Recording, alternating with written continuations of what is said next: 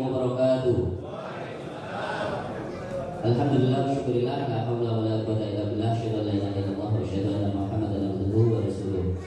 Yang terhormat Prof. Yanto, Sekretaris Pimpinan Bayang Muhammadiyah Jawa Timur.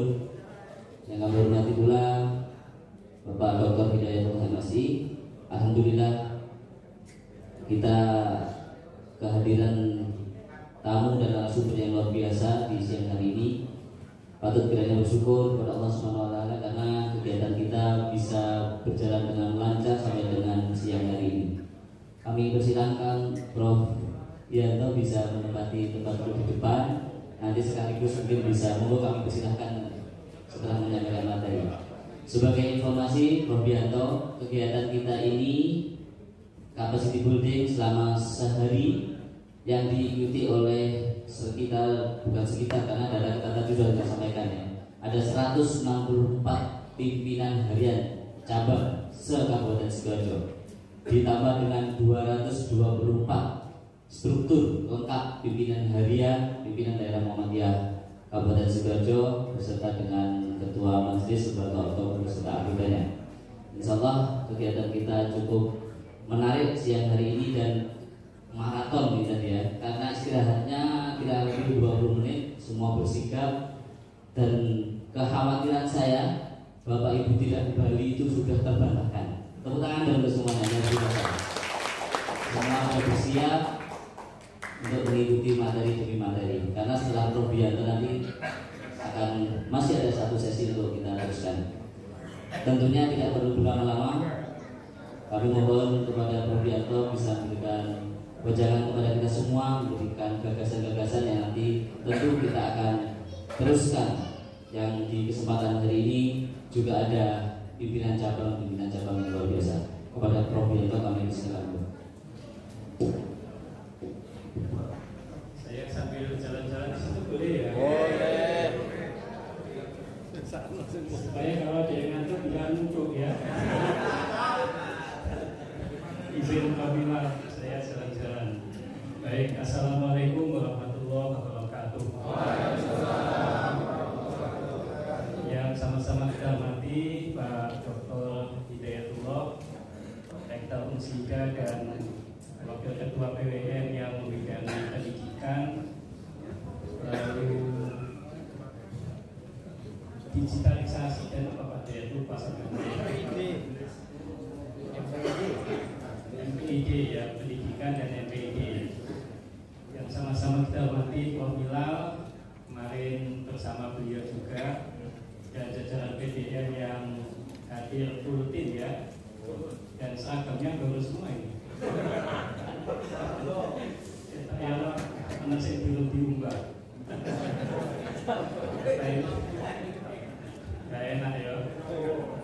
Bapak Ibu masih sebagai lalu PCA nggak ada ya? PDA yang semuanya mudah-mudahan kita disehatkan, diberikan keafiatan dari Allah Subhanahu wa Ta'ala. Saya izin singkat-singkat saja karena nanti harus berbagi dengan Pak Dr. Taufik, dan apresiasi kami PWM kegiatan ini on time luar biasa. Salah satu ciri orang modern itu punctuality ya Pak Milal ya. Punctuality itu tepat waktu. Jam 12:30, luar biasa. Tepuk tangan untuk kita semua.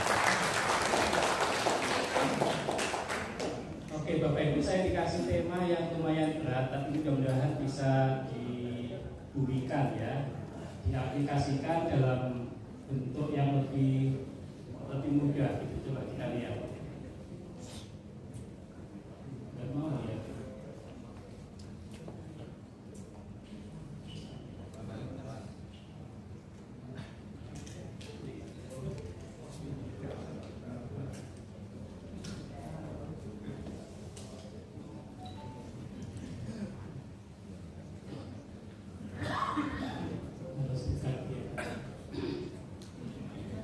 Bapak Ibu pernah baca buku ini ya? Pernah baca tulisan Pak Haidar ya? Pernah gitu aja supaya urusan kita cepat selesai.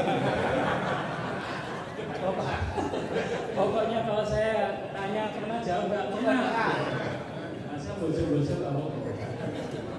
Nah nanti setelah ini cari bukunya. Ini buku agak tebal, ditulis langsung oleh tokoh yang teman-teman sering sebut sebagai ideolog Muhammadiyah.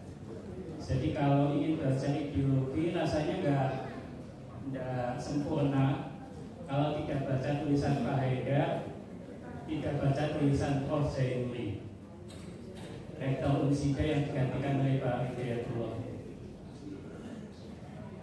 Jadi prinsipnya begini, di buku ini Muhammadiyah itu ditekankan al-harakah atau Islam atau Islamic movement, gerakan Islam, harakah al-Islamiyah.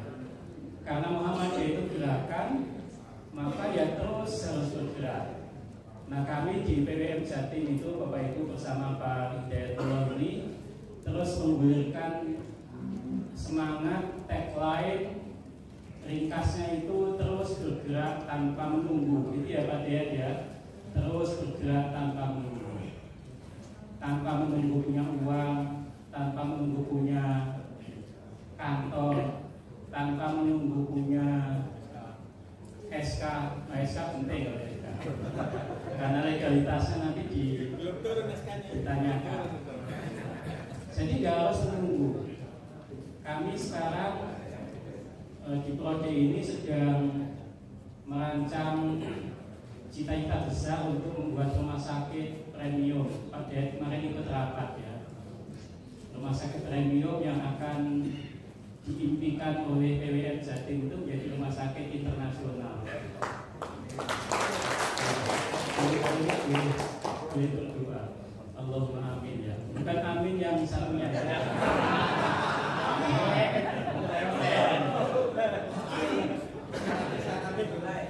Proses beli lahannya sudah dan harganya sudah disepakati 63, sekian miliar harganya. Jadi satu hektar kurang lebih itu lahan itu siap bangun, sudah ada gambarnya dan lain-lain. Posisinya dekat Mer, betul Pak Ted ya, dekat Mer. Nah dengan disampaikan ini tentu kami harapkan ada saling sinergi gitu ya. Mudah-mudahan nanti aun kita di Sidoarjo juga semakin banyak. Karena Muhammadiyah itu adalah gerakan, maka harus terus bergerak tanpa harus apa? Menunggu. Gak harus menunggu dana. Lalu setiap pagi nyanyi ya dana. Karena gak punya dana, gak punya uang. Dana gak akan datang nyanyinya. Bapak Ibu, sekarang Muhammadiyah karena terus bergerak itu, maka Muhammadiyah sekarang sudah punya 30 PCIM, 30 PCIA, pimpinan cabang istimewa Muhammadiyah, pimpinan cabang istimewa Aisyah di 30 negara. Nanti Bapak Ibu baca muhammadiyah.org.id ya, itu ada. Nah di antara yang saya tampilkan itu ada Jerman Raya, ada Amerika. Ketua PCIM Amerika ini ketua video nanya ya, Imam Syamsi Ali, kenal nama itu ya?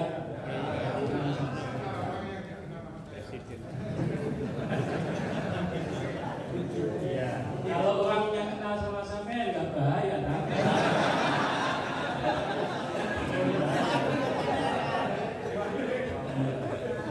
Nah, jadi karena Muhammadiyah itu Islamic movement, maka terus bergerak.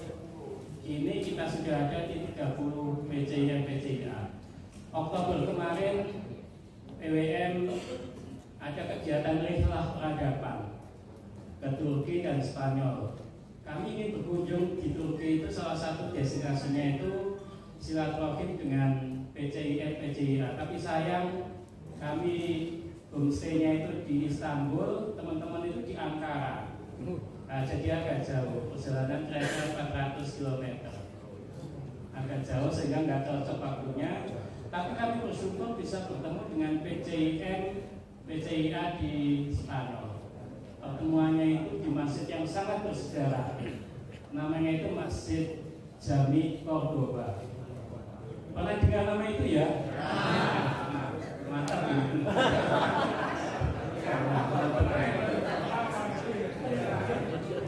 Masjid Jami Cordoba itu tanahnya itu tanah wakaf dari Muammar Gaddafi. Kenal nama itu kan? Muammar Gaddafi. Aku boleh gak suka yakin bersama.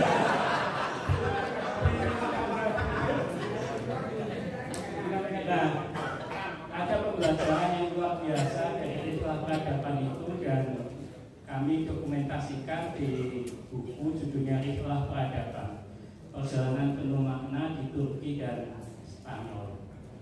Jadi ada tulisan-tulisan saya, Pak Samsudin, Bu Siti Agustini, Pak Hidayatullah, Pak Ketua PWM ya, sebagai bagian dari oleh-oleh testimoni tentang Spanyol yang luar biasa yang dulu pada masa jayanya itu Islam pernah berkuasa 8 abad.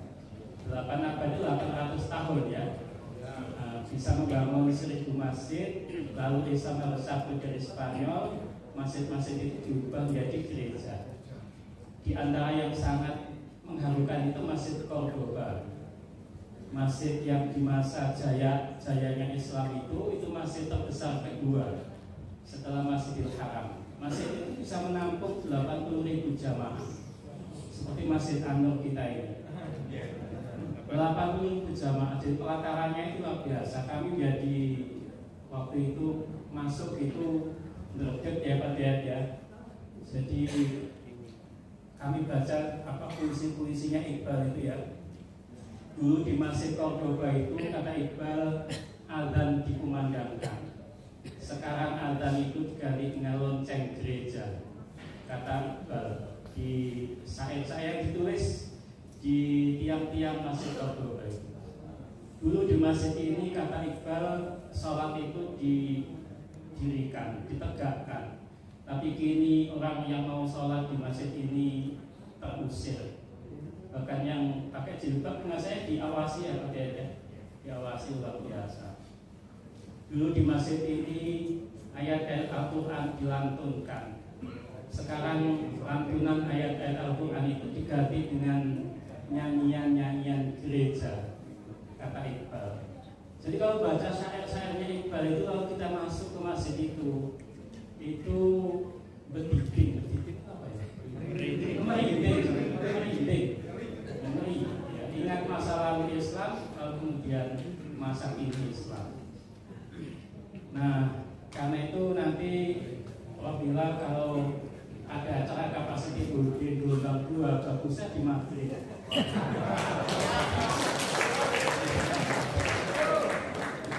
Sepatu uang itu soal iman saja. Kalau imannya kuat, kan ila sadaqal azmu wal tasabi.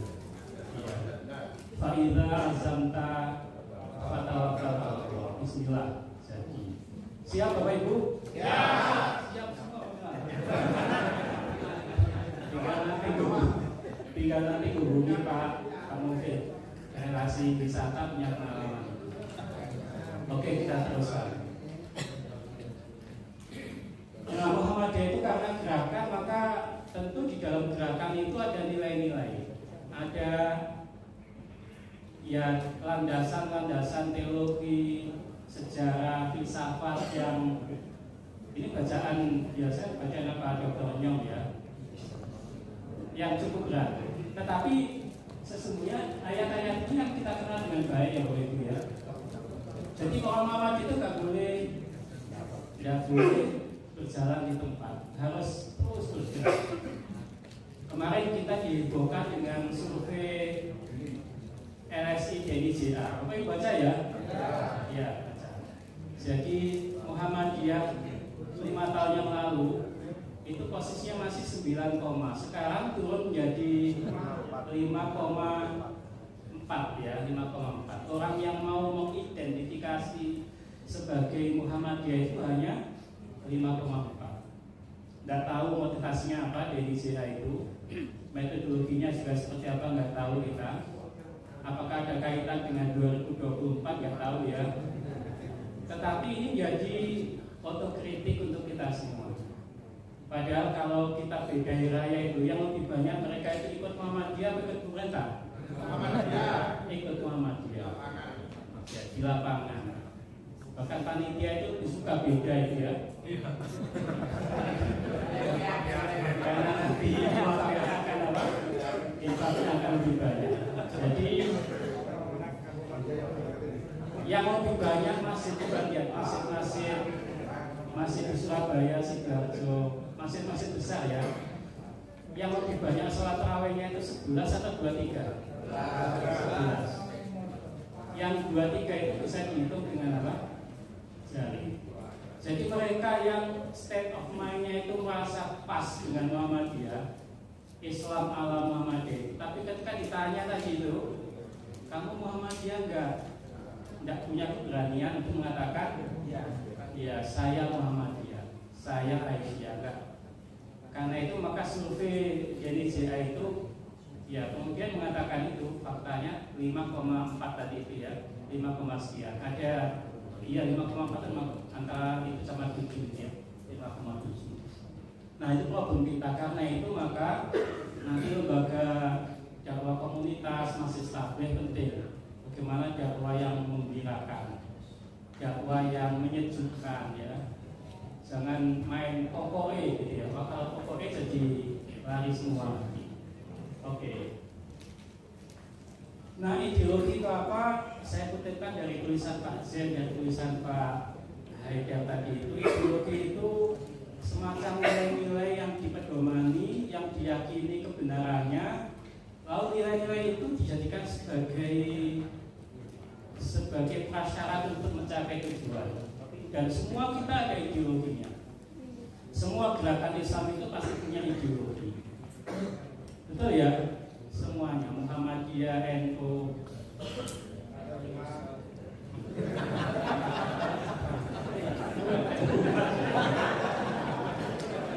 Apa bilang aktif orang bilang ya? Tapi ada apa-apa. Bagi kami di Muhammadiyah hasil musyfir itu kita sama-sama sepakat politik itu penting. Jadi jihad politik, tapi harus terukur ya. Harus terukur siapa yang didapat sini lewat partai mana harus terukur. Jadi jangan gondok keyakinan. Saya pasti jadi, saya ini orang terkenal jangan itu. Surveinya seperti apa itu penting. Ya, surveinya seperti apa. Katanya berpaham Islam berkemajuan, tapi begitu masuk politik, takhayul politik. Ya. Nah itu nggak boleh. Ya lewat partai, nanti partainya bisa kosong dengan Pak Ketua, dengan Rohimah. Ada dasar di hadis Nabi yang bunyinya innallaha yaf'atu li hadhil ummah. Gimana? Ala ra'si kulli mi'ati sanatin man yujaddidu laha dinaha. Jadi setiap periode tertentu itu, bukan di situ disebut 100 tahunan ya, itu selalu akan muncul orang yang memperbarui bukan agama ya, yang diperbarui itu adalah pemahaman tentang agama, pemahamannya bukan agamanya. Nanti Bapak Ibu baca tulisan Mas Mansur 12 langkah, 12 langkah, pernah baca ya? Itu langkah kedua itu menarik Bapak Ibu. Langkah kedua itu bunyinya memperluas paham agama. Yang diperluas itu apanya? Pahamnya, bukan agamanya. Nah yang sering kali salah kaprah kita itu memahami yang diperluas itu adalah agama, bukan agamanya, tapi paham tentang agama. Di Muhammadiyah itu orientasi keislamannya, bagaimana Islam Muhammadiyah, Islam dalam perspektif Muhammadiyah. Nah ini penting. Lalu Muhammadiyah itu dikenal sebagai gerakan non-madhab. Gerakan non-madhab itu gerakan keagamaan yang tidak mendasarkan pemahaman keagamaannya pada madhab tertentu. Ya, pada misalnya kalau di tempat lain, di ormas lain itu kan di bidang fikih bermadhab ke siapa? Syafi'i atau Syafi'i Salafiyah. Di bidang teologi ke mazhab Asy'ari atau Maturidi atau Al-Asy'ariyah atau Maturidiyah. Di bidang sufi ikut mazhab Ghazali dan Junaid Al-Baghdadi misalnya ya. Tapi di Muhammadiyah itu enggak. Di Muhammadiyah itu ya kembalinya ke Al-Quran dan As-Sunnah yang sahihah lewat mekanisme tarjih ya. Nah saya kira tadi sudah dibahas soal itu. Dan di Muhammadiyah itu ada karena sangat bebas dan memahami ajaran agama itu, maka kemudian wajah Muhammadiyah itu menjadi luwujuh namanya. Luwujuh artinya banyak wajah. Ada yang saya sebutkan di sini. Nah ini coba ini bagian dari implikasi keagamaan al-Muhammadiyah ya. Luwujuh, banyak wajah. Ada yang UNU Muhammadiyah NU. Tulisan Pak Munir Mohan judulnya Islam apa itu? Islam murni judulnya. Besok kasih Pak Munir Mohan di Wuluan ya. Di Wuluan, Kecamatan Wuluan, Kabupaten Jember itu. Islam murni. Itu menghasilkan 4 kategori orang Muhammadiyah. Pertama adalah Al-Ikhlas. Kategori pertama itu Al-Ikhlas. Al-Ikhlas itu ia lebih Muhammadiyah daripada Kiai Dahlan. Kok enggak heran sama sekali ya? Biasa saja ya. Karena sebagian udah berdoa Bismillahirrahmanirrahim ya. Jadi yang pertama itu lebih Muhammadiyah daripada Kiai Dahlan. Nama kelompoknya itu Al-Ikhlas. Yang kedua itu disebut kelompok Muhammadiyah Kiai Dahlan. Karena cenderung apa? Cenderung terbuka. Oh enggak. Bapak Ibu baca kisah-kisah Kiai Dahlan itu ya. Betapa terbukanya Kiai Dahlan itu. Mengundang misalnya tokoh Ahmadiyah di forum resmi Muktamar kalau yang Islam sekarang ya. Pada masa itu loh Bapak Ibu ya. Mengundang pendeta, mengundang tokoh-tokoh lintas agama pada masa itu. Nah, semangat keterbukaan itu yang kemudian membuat sebagian orang yang diteliti oleh Pak Munir itu mengkategori sebagai Muhammadiyah ala Kiai Dahlan, terbuka. Nah yang ketiga itu ada istilahnya MUNU itu, Muhammadiyah NU.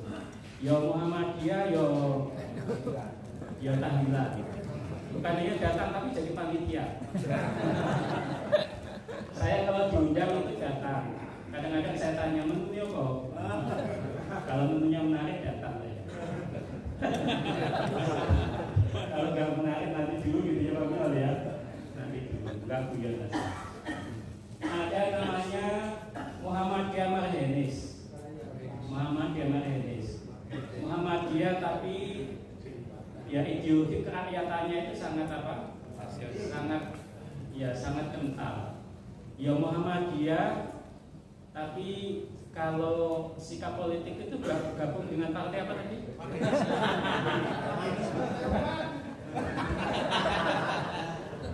Supaya senang saja ya. Iya. Soal nanti kalau menang, soal nanti Pak ya. Yang penting usaha. Meskipun pada akhirnya kalah ya.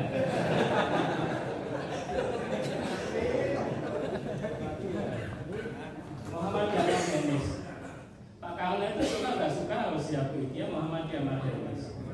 Karena visi kerakyatannya kedekatan dengan kelompok pinggiran itu luar biasa. Lalu ada namanya Muhammadiyah Salafi Musa, ada Mursa Muhammadiyah Rasa Salafi, ada FPI Muhammadiyah FPI. Di Paciran itu ada ketua Muhammadiyah dulu ya, ketua Muhammadiyah masa itu juga ketua FPI. Jadi nggak cukup ngurus Muhammadiyah, pengen tambahan tugas lagi. Itu kan nggak orang hebat, nggak akan pilih resiko itu. Tapi itulah orang Lamongan ya. Lalu ada Muhammadiyah HTI, dulu ada ya HTI. Sekarang mungkin udah senyap ya, udah senyap.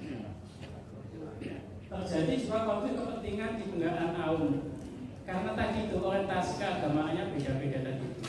Saya pernah menulis di tulisan singkat itu ya di PWMU, menyikapi salafisme di AUN pendidikan. Ya karena ada laporan dari daerah-daerah sekarang itu banyak Pak Bapak Ibu, misalnya karyawan guru Muhammadiyah itu yang mohon maaf pakai cadar, mohon maaf pakai celananya agak naiknya lumayan tinggi ya. Lalu apalagi kami bukan soal perbedaan ideologi ya, tetapi di Muhammadiyah itu ada aturan main seragam guru itu begini, seragam murid itu begini. Ini nggak soal ideologi agama, tapi soal ketertiban dalam berpakaian. Nah itu yang harus dihargai. Kalau soal pilihan orientasi ideologi, Muhammadiyah sangat terbuka. Bahkan Muhammadiyah ingin menjadi, kalau merujuk tulisan Muslim Abdurrahman itu, ingin menjadi tenda kultural. Jangan disebut tenda, Pak, tenda itu gampang ya. Ya nggak apa-apa disebut rumah gitu ya. Rumah besar ya, rumah besar. Tempat berhimpunnya itu banyak orientasi keagamaan, School of Thought, aliran-aliran keagamaan di Muhammadiyah. Ini secara khusus pernah saya tulis di media Indonesia. Jadi Becoming Muhammadiyah dan menjadi tenda kultural, ya. Nanti coba lihat, ketik Becoming Muhammadiyah menjadi tenda kultural. Lalu sebut nama saya 3 kali, akan keluar.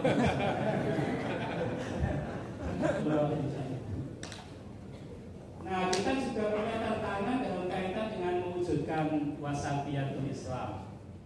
Dalam bahasa yang lebih populer, moderasi beragama. Tapi saya beberapa tulisan itu kemarin di Kompas ada tulisan Ulil Absar adalah, di Matan ada tulisan Radana Boy yang mengkritiki soal ekspresi moderasi kekinian itu ya. Ada batik ala moderasi yang banyak dikritik itu ya. Pak Dayat waktu itu posting ya Pak Dayat ya, batik moderasi itu ada gambar masjidnya, ada gambar gerejanya, ada puronya, ada apa. Dan nanti kalau pakai sholatnya jadi masalah juga ya. Kasihan di belakang itu membayangkan ini kira-kira dari sampai ini gitu. Jadi mikir terus ya. Jadi nggak fokus. Karena itu maka itu bagian dari tantangan moderasi. Moderasi itu ya tadi itu seperti yang ditulis oleh Mas Mansur tadi itu, memperluas paham agama. Nanti Bapak Ibu baca itu ya. Nah ini penting pernyataan Pak Haidar yang terutama yang 10 sifat kepribadian Muhammadiyah. Bapak Ibu pernah baca itu ya?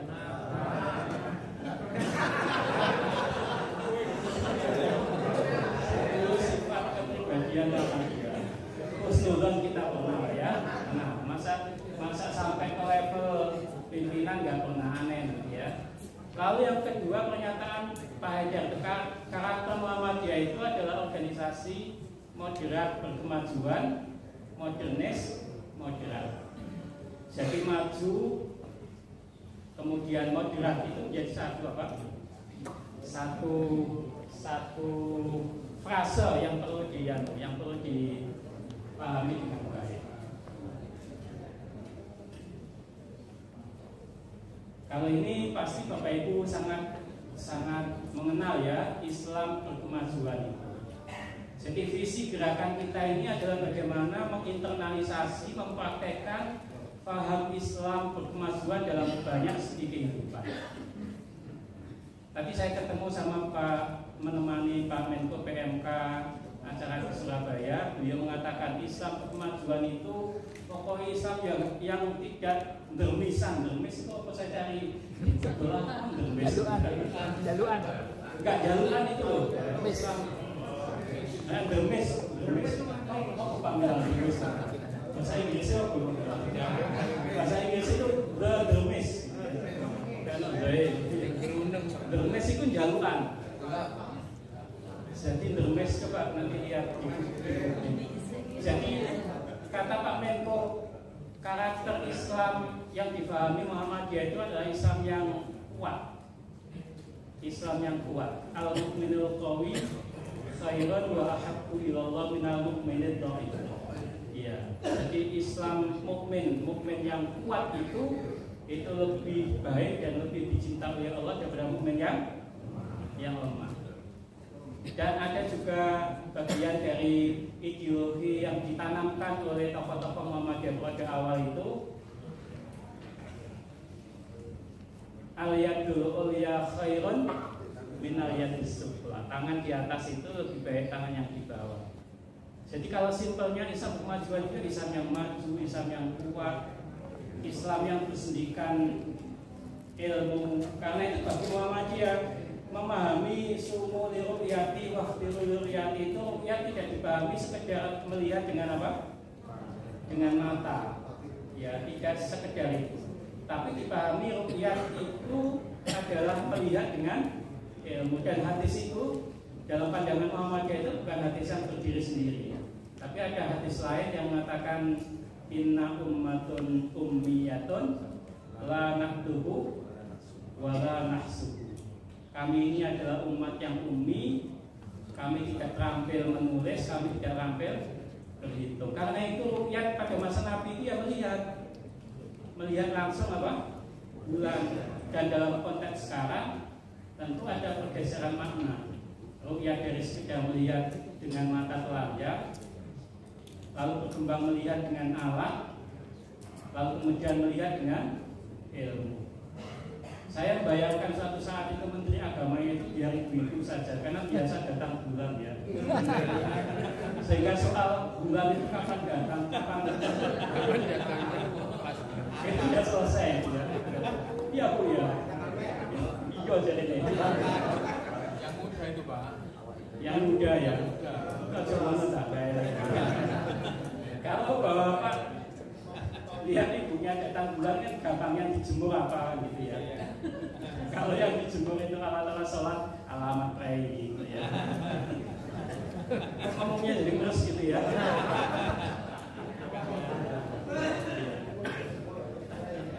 Bapak Ibu nanti kalau jumpa buku yang ditulis oleh yang ini Bapak Ibu ya, itu ada pengantar bagus tulisan Profesor Abdul Mufti. Itu kata Pak Mufti 5 ciri Islam berkemajuan menjadi orientasi gerakan Islam Muhammadiyah itu pertama tauhidnya harus lurus, harus murni, harus lurus. Muhammadiyah itu ya niat kita mengabdi, ya betul nggak? Mengabdi lewat organisasi keislaman yang namanya Muhammadiyah. Dengan mengabdi lewat Muhammadiyah itu, maka kita berkeyakinan kita akan diberikan kebahagiaan oleh Allah di dunia ini dan di akhirat kelak. Dan karakter Muhammadiyah dalam pengabdian itu yang sangat penting kan, Muhammadiyah itu diajarkan selalu memberi, ya kan? Tadi ayatul ya khairan disuflain ya. Wa ma anfaqtum min syai'in fa huwa yukhlifu. Lanjutan ayatnya gimana? Wa ma anfaqtum min syai'in fa huwa yukhlifu wa huwa khairur raziqin. Dan apa yang kita semua infakkan lewat Muhammadiyah yang kita cintai itu dari apa yang kita punya, fa huwa yukhlifu, maka itu akan dikembalikan oleh Allah, dilipat gandakan ya.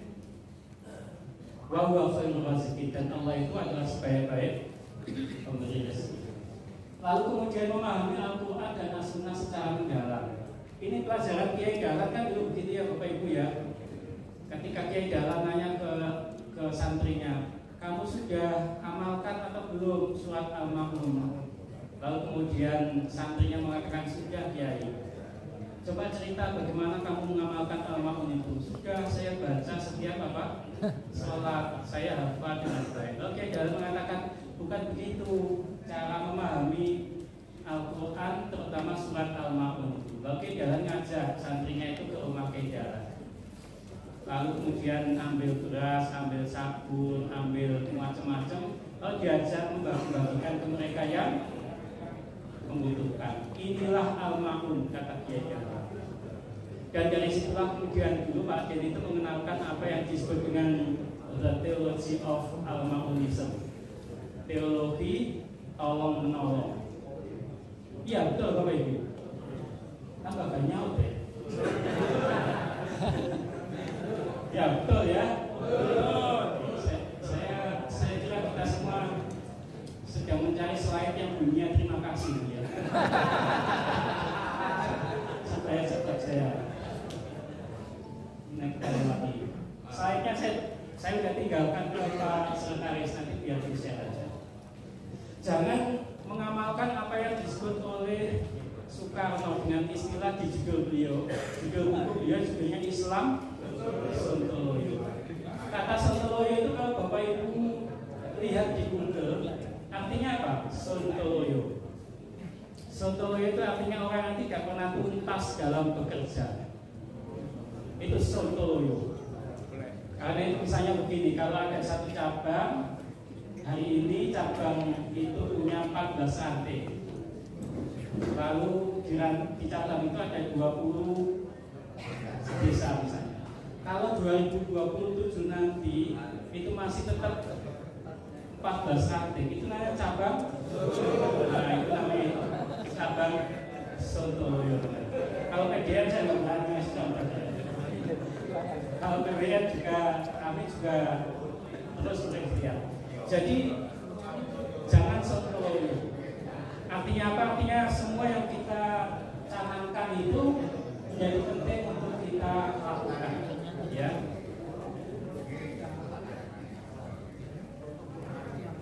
Ini yang seringkali ditampilkan Pak Dr. Hidayatullah. Jadi Bapak Ibu yang saya cintai, saya banggakan, kalau cabang ranting kita itu punya aul, kita yakin dakwah Muhammadiyah itu pasti akan bergerak dengan baik. Betul ya? Tapi kalau cabang ranting kita itu tidak ada aul, maka pasti akan bermasalah dalam hal dakwah. Berapa jumlah anggota Muhammadiyah di sini Pak? Dari dulu 10 Pak. Ya. Jadi 10 terus. Konsisten. Namanya tidak bergerak tadi. Nah penting. Karena itu maka aul ini harus dipastikan jadi media dakwah Muhammadiyah. Nah ada satu buku yang bagus tulisan Profesor Abdul Mukti dan Fajar Ziaul Haq. Fajar siapa itu? Fajar Ziaul Haq, Direktur Ma'arif Institute ya. Mengenalkan istilah Krismuha, Kristen Muhammadiyah. Pernah dengar istilah itu ya Bapak Ibu ya? Istilah yang sangat terkenal, Krismuha. Beberapa bulan istilah itu menjadi trending topik di media sosial, Krismuha itu orang-orang Kristen tapi alumni sekolah Muhammadiyah. Kemarin saya baca di PU.go, Profesor Zainuri mengatakan di kampus ini kala PNB menerima mahasiswa baru itu mengatakan lembaga pendidikan Muhammadiyah tidak punya, bahasa beliau Pak Hidayatullah, tidak punya niat untuk memuhammadiyahkan mereka yang datang di kampus Unsika. Muhammadiyahkan aja tidak, apalagi mengislamkan. Kalau ada mereka asalnya masuk ke sekolah Muhammadiyah Kristen, lalu kemudian keluar dari sekolah Muhammadiyah menjadi Muslim, itu bonus. Kalau jadi Muhammadiyah, bonus lagi. Tapi Bapak Ibu amati, sepanjang yang kita tahu, kalau ada di antara warga bangsa ini yang Kristen sekolah Muhammadiyah keluar masih tetap menjadi Kristen. Itulah yang disebut dengan Kristen. Mungkin banyak juga Hindu Muhammadiyah, juga Muhammadiyah, mungkin juga Konghucu Muhammadiyah. Pernah ada satu pengajian di PP hari Jumat malam itu menampilkan semua alumni sekolah Muhammadiyah, tapi tidak ada yang Muslim. Ada yang Hindu, ada yang Buddha, ada yang testimoni-testimoninya luar biasa. Nanti saya tunjukkan ada beberapa alumni sekolah Muhammadiyah yang sangat terkenal. Nah kita kesini dulu. Di AUM kita itu harus dipastikan ada ortom yang ortom itu menjadi media satuan pendidikan itu untuk melakukan kaderisasi. Jadi selain media dakwah juga lembaga kader. Pertanyaan pentingnya dari sekian banyak alumni sekolah Universitas Muhammadiyah kita itu berapa persen yang menjadi kader Muhammadiyah? Mungkin butuh survei mendalam gitu ya. Tapi hampir bisa dipastikan jumlahnya tidak terlalu besar, tidak terlalu signifikan. Ya karena tadi itu Muhammadiyah nggak punya niat, nggak punya orientasi untuk memuhammadiyahkan mereka yang masuk ke sekolah Muhammadiyah. Ya, bahkan beberapa tokoh NU yang anaknya sekolah di kampus Muhammadiyah mengatakan untuk hal ilmu saya percaya ke Muhammadiyah, tapi untuk urusan sholat, subuh pakai kunut, macam-macamnya itu biar urusan kami, kata orang tua itu. Muhammadiyah nggak usah masuk ke situ. Tapi soal bagaimana masuk kampus-kampus unggul itu Muhammadiyah sangat dipercaya. Nah ini problem kita.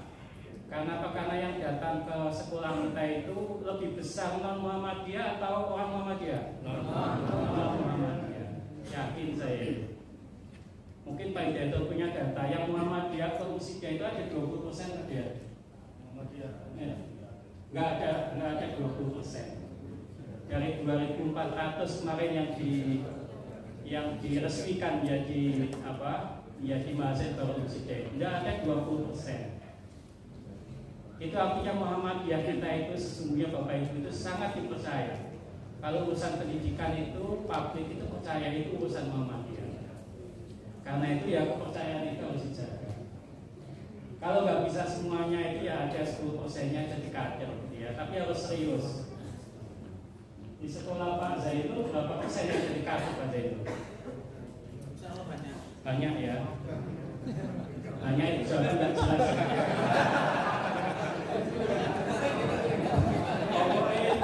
Pokoknya dari dua itu banyak. Sama, ya lebih dari dua itu sama. 2,5 aja sama. Nah, karena yang datang ke sekolah Muhammadiyah itu bukan hanya orang Muhammadiyah, maka harus dirancang sejak awal supaya alumni lembaga pendidikan kita itu berdiaspora. Ya mungkin ada yang ke partai ini, partai itu, ada yang menjadi guru, ada yang menjadi insinyur, ada yang menjadi ahli hukum, ada yang menjadi macam-macam. Diasporanya seperti pahlawan-pahlawan yang dari Muhammadiyah ya, yang diberikan gelar pahlawan oleh negara ini. Coba lihat dari berapa itu 15 ya, 15 orang itu yang backgroundnya sama siapa saja? Rasanya nggak banyak ya, banyak yang beda backgroundnya. Itu artinya di kampung menjadi apapun, asal dididik dengan baik, kita semua yakin mereka akan kembali ke Muhammadiyah seperti yang dipesankan oleh Kiai Dahlan. Ayat-ayat itu Bapak Ibu itu bagus untuk menjadi pijakan betapa pentingnya diaspora itu ya. Ketika Yakub diminta izin oleh anak-anaknya untuk mencari Yusuf yang hilang itu, kemudian Yakub mengatakan ya bani ya la tadkhulu min babin wahidin wadkhulu min abwabin mutafarriqah. Wahai anak-anakku, supaya saudaramu yang hilang itu cepat ketemu, maka kamu kalau mencari itu jangan mencari lewat satu pintu gerbang. La tadkhulu min babin wahidin wadkhulu min abwabin mutafarriqah. Tapi carilah Yusuf itu dari apa? Pintu-pintu gerbang yang berbeda. Karena itu nanti kalau jadi usia ini ada yang jadi bupati, ada yang jadi anggota dewan, ada yang jadi itu bagian dari diaspora. Ada yang S2 ke Amerika lagi itu, ada yang S2 ke Jerman, ada yang ke Australia, bagian dari diaspora. Yang penting dimanapun kembali ke Muhammadiyah, seperti yang dipesankan oleh Kiai Dahlan. Jadi apapun kembali ke Muhammadiyah. Nah ini contoh yang tadi saya bilang apa? Semua. Ini alumni sekolah Muhammadiyah ini Bapak Ibu. Ini namanya Pak Benhur. Ini namanya Pak Matius, apa ini bacanya? Matius Aloi. Pokoknya ngomong ya. Alumni SMP Muhammadiyah Jayapura. Kata kedua lebih berkat Muhammadiyah saya menjadi wali kota. Berkat Muhammadiyah saya jadi bupati. Alangkah indahnya nanti kalau kita ketemu ya dengan alumni kampus Muhammadiyah Unsida. Berkat Unsida saya jadi, itu akan jadi luar biasa. Berkat pembelajaran Pak Zainul saya jadi orang hebat. Jadi Mas Hamzah. Iya, saya kadang-kadang kalau ke daerah juga dibilangi sama alumni Fakultas Sosiologi saya. Bapak dulu itu dosen favorit gitu ya. Loh kenapa? Pertama Bapak jarang masuk. Saya jarang masuk favorit. Yang kedua itu nilainya Bapak itu murah, kasih A semua. Pokoknya ngarang biji asli. Jadi kalau Bapak itu ingin jadi guru yang favorit tadi itu syaratnya dua tadi ya. Jarang masuk sama, tapi ini jangan dicontoh ya. Nah ini kata Pak Menko. Pak Menko itu mengatakan karena menjadikan Muhammadiyah mereka itu sangat sulit, maka yang penting adalah bagaimana lembaga yang dimiliki Muhammadiyah itu bisa membuat state of mind mereka itu seperti Muhammadiyah. State of mind itu maksudnya adalah kerangka pikirnya dalam beragama itu seperti Muhammadiyah. Meskipun mereka bukan tadi itu tidak mengidentifikasi sebagai orang Muhammadiyah, tapi setidaknya pembelajaran selama 3 tahun, 6 tahun, 4 tahun di awal pendidikan kita itu bisa menjadikan mereka itu state of mind-nya itu Muhammadiyah. Jadi dia tahu mengapa sholat subuh itu kunut, mengapa sholat subuh itu tidak kunut, dan mengapa Muhammadiyah mengambil tidak kunut. Kata teman-teman saya, Pak itu kan dulu anak-anak muda Muhammadiyah itu ribut soal subuh kunut enggak. Sekarang enggak ada. Kenapa? Karena enggak ada yang sholat subuh. Enggak ada yang sholat subuh. Sama dengan enggak ada yang mau sholat tarawih, ribut sholat tarawih itu 11 atau apa? 23 karena lebih suka ke kafe-kafe itu. Jadi syarat hak itu adalah bagaimana kaum kita itu supaya ikut membentuk paham keagamaan mereka, dan caranya adalah kerangka pikirnya harus di. Nah ini tantangan guru-guru kita, tantangan guru-guru AIK. Ada riset disertasi di Universitas Malaysia. Saya dan dikasih kesempatan menguji awal ya, ujian tulis itu. Hasil risetnya di Kupang. Kupang itu ada Universitas Muhammadiyah Kupang, UMK itu 70% mahasiswanya itu Katolik. Katolik Kupang itu Katolik. Karena UMK Universitas Kupang itu disikan Universitas Muhammadiyah Katolik. Karena 70% mahasiswanya itu Katolik. Dan cara pembelajaran AIK-nya itu bagus sekali. Jadi tidak tidak menjadikan peserta didiknya itu sebagai objek, tapi sebagai subjek. Bahkan yang pengalaman sekolah-sekolah kita ya, mereka kalau belajar Kristen ya dicarikan guru Kristen. Kalau mau belajar agama Hindu carikan guru Hindu. Jadi kita itu rasanya sejak awal ya, patuhan kita pada konstitusi itu luar biasa. Seperti yang dituntut oleh Undang-Undang Sistem Nasib. Nah terakhir Bapak Ibu, bagian akhir adalah pertanyaan Pak Haidar yang bawah itu ya. Mungkin nanti ada riset yang bisa menjawab pertanyaan itu, mungkin Pak Hidayatullah di kampus kita ya. Saya coba lihat, amal usaha Muhammadiyah itu berkembang sangat besar ya, di dalam dan luar negeri. Kegiatan Muhammadiyah juga dihadiri begitu banyak orang, melimpah ruah kalau sholat id di lapangan itu. Bahkan kalau masjid itu kasih pilihan, sholatnya 23 sama 11. Begitu dikasih 8 rakaat, ada nggak yang mau langsung pinter-pinter semua gitu ya. Nanti yang melanjutkan 23 itu mungkin hanya beberapa pinter gitu aja. Luar biasa ya. Sholat Id juga disegarakan, Muhammadiyah juga penuh sesak. Semua itu menunjukkan mereka merasa cocok dengan apa? Pola pikir yang tadi disampaikan Pak Hajir dengan Islam mindset tadi, pola pikir Muhammadiyah. Tapi pertanyaannya di bawah itu, mengapa dalam sebuah survei seperti yang dilakukan oleh DNIJA itu ya, dikatakan bahwa secara kuantitas warga Muhammadiyah itu kecil. Bahkan kalau ditanya, kita ini kalau ditanya ya, berapa sih jumlah Muhammadiyah di Indonesia ini? Itu seringkali nunggu jawaban NU berapa dulu gitu ya. Kalau NU 90 juta, kita 60 juta ya. Kalau NU 100 juta, kita mundur dikit 70 juta gitu ya. Karena nunggu NU. Karena apa? Karena NU itu lebih banyak gitu ya. Benar nggak gitu? Dulu Pak Amin Rais itu begitu jawabnya. Ingat saya Pak Amin Rais. Berapa jumlah warga Muhammadiyah? NU piro? Nah, kalau NU 100 mundur saiki gitu ya. Saya kira kalau kita ditanya begitu nanti jawabnya begitu boleh juga gitu ya. Dirangkai kalau kita. Mengapa mereka yang merasa sesuai dengan paham keagamaan dan kerangka pikir Muhammadiyah itu enggan mengidentifikasi sebagai orang Muhammadiyah, bahkan enggan menjadi aktivis Muhammadiyah.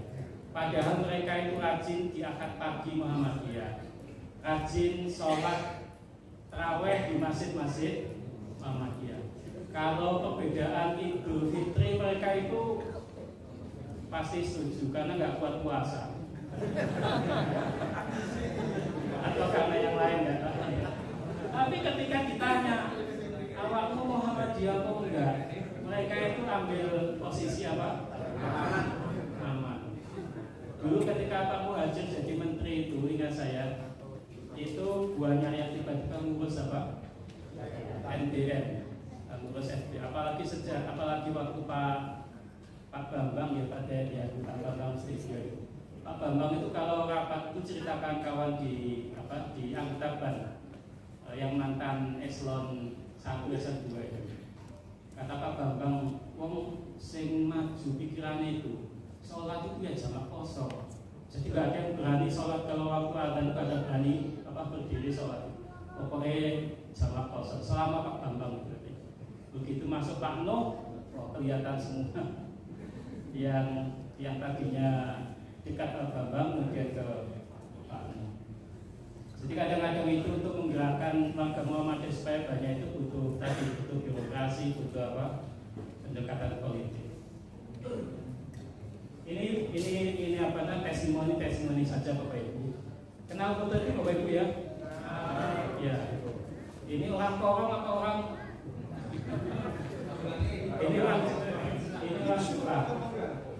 Dia ini pernah dikasih award oleh PP Muhammadiyah pada saat Muhammadiyah melaksanakan milad tahun 2018. Waktu itu Pak Ida itu datang juga ya, kita pakai pakaian Jawa waktu itu.